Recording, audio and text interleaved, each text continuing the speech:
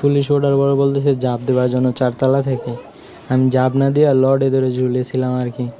ঝুলে থাকার পরে উপরতে একজন গুলি করতেছে আর বলতেছে জাপ দেওয়ার জন্য। সেই গুলি একটাও লাগে না আর কি। তারপর 3 তলা একটা পুলিশ জিজ্ঞাসা সেই পুলিশ আর কি গুলি করতেছে আমাকে, সব কটা আর কি পায়ে পড়ছে 6টা গুলি পায়ে পড়ার পরে আমি সেই জায়গাতে জাপ দিয়ে আবার 3 তলায় পড়ছি। দুঃসহ লোমহর্ষক পুলিশ নির্মমতার বর্ণনা দিচ্ছিলেন তিনি আমির হোসেন। ছাত্র জনতা আন্দোলনে আমিরের গুলিবিদ্ধ হওয়ার ভিডিও সোশ্যাল মিডিয়ায় অনেকেই দেখেছেন। মেরাদিয়ায় আন্দোলনের এক পর্যায়ে পুলিশ কোণঠাসা করে ফেলে বিক্ষোভকারীদের। প্রাণে বাঁচতে একটি নির্মাণাধীন ভবনে আশ্রয় নেন আমির, তবে রক্ষা পাননি। রড ধরে থাকা নিরস্ত্র আমিরকে লক্ষ্য করে কয়েক রাউন্ড গুলি করা হয়। গুলিবিদ্ধ হয়ে ঝুলে থাকা এই ভিডিও দেখে সংবেদনশীল নাগরিকরা ধিক্কার জানান এই বর্বরতার।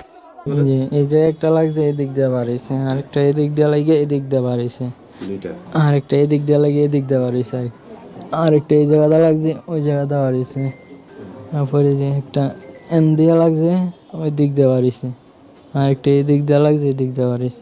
সে সময় আমার মনে হইতেছিল আর কি আমি বাইচে আর ফিরতে পারবো। আমার পা মাও লড়াইতে পারতেছিলাম না, সে জায়গায় রক্ত দিয়ে ভরে যাইতেছিল।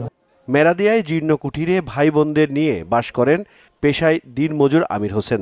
জানেন না শরীরের বুলেটের ক্ষত সারতে কত সময় লাগবে, পরিবারই বা চলবে কিভাবে। যারা আমাকে গুলি করছে আমি তাদের বিষয়ে যে যারা ওনাদের অর্ডার দিয়েছে যে গুলি করার জন্য আমি তাদের অভিযোগ যাই। অবশ্য আমির হোসেনের চিকিৎসার খোঁজ খবর রাখছেন বেসরকারি বিশ্ববিদ্যালয়ের বৈষম্য বিরোধী ছাত্র আন্দোলনের সমন্বয়ক ও শিক্ষার্থীরা। তারা আশ্বাস দেন পাশে থাকার। ইস্ট ওয়েস্ট, ইম্পেরিয়াল, ব্র্যাক, আমরা এই আশেপাশে যে ইউনিভার্সিটি আছে সব সময় আপনার সাথে আছি। এতদিন আপনার খোঁজ পাই নাই, ছিলাম না, আজকে হিরণ ভাই আমাদের নিয়ে আসলো, হিরণ ভাইকেও ধন্যবাদ। সবার চিকিৎসায় সরকার যেন পাশে থাকে।